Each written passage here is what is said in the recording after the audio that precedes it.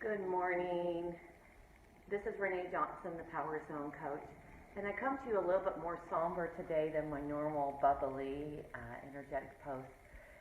I want to share a real quick personal story and challenge to all of us about spreading kindness. We are going through shootings in the last week, right? We've had 3 mass shootings in our country. Horrific tragedy for all those involved and for the losses they've had. And why do I get to speak to that? Because back in 1993 in July, I was involved in a workplace shooting.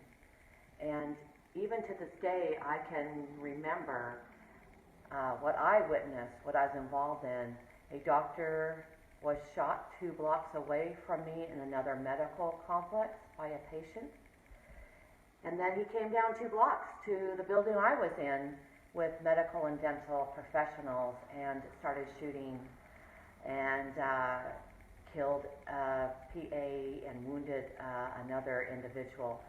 And that PA and that nurse, I and my doctor were tending to and helping them and doing our best to help with the gunshot injuries. And I can still remember that clearly in my head. Without going into a lot of detail, it's pretty graphic.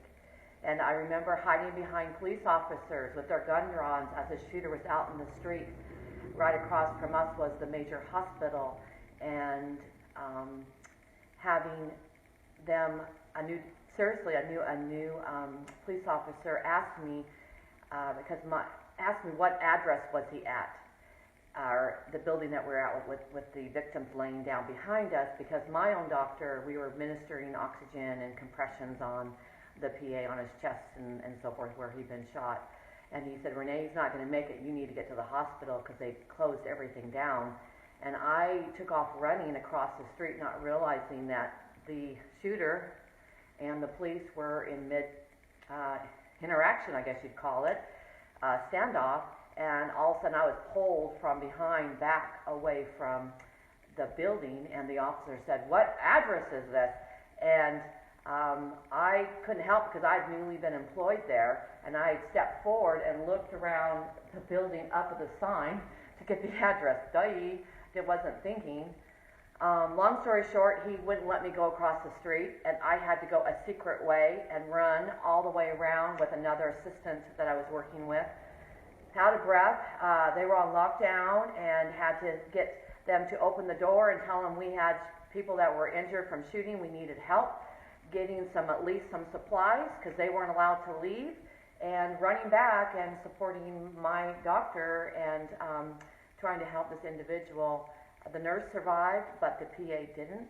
And to this day, I can definitely remember that incident and all of the fear and the tragedy of it all. And I'm not sharing this in light of what's happening to say, oh, look at me. That's not at all. What I want to share is that one thing that made a difference in my healing process was being able to talk to people, be able to reach out, being able to get the assistance that the community has for things like this, to also love and serve other people who have gone through trauma in their life, whatever it may be.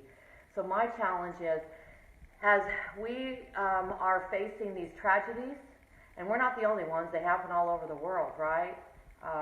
That we remember to be kind to each other.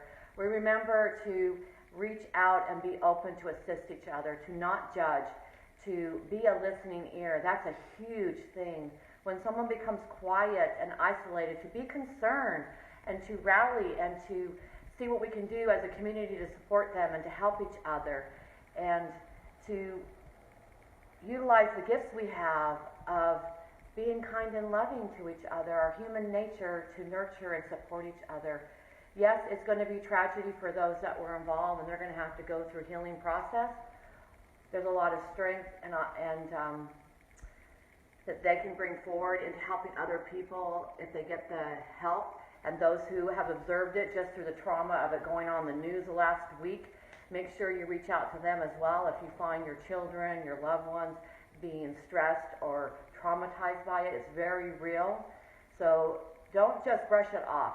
Get the help you need so that you can heal, you can get the strength you need to go on and to also be able to be empathetic and sympathetic, whichever side you've experienced, to the situation, and to supporting other people. So I know this is probably a little longer post than normal, but I wanted to make sure that I could be supportive in any way possible. Okay? So Renee Johnson, the Power Zone Coach. Sending my love, my thoughts, and my prayers to all those who are recently affected in these terrible times we've had this last week. Okay? Bye-bye.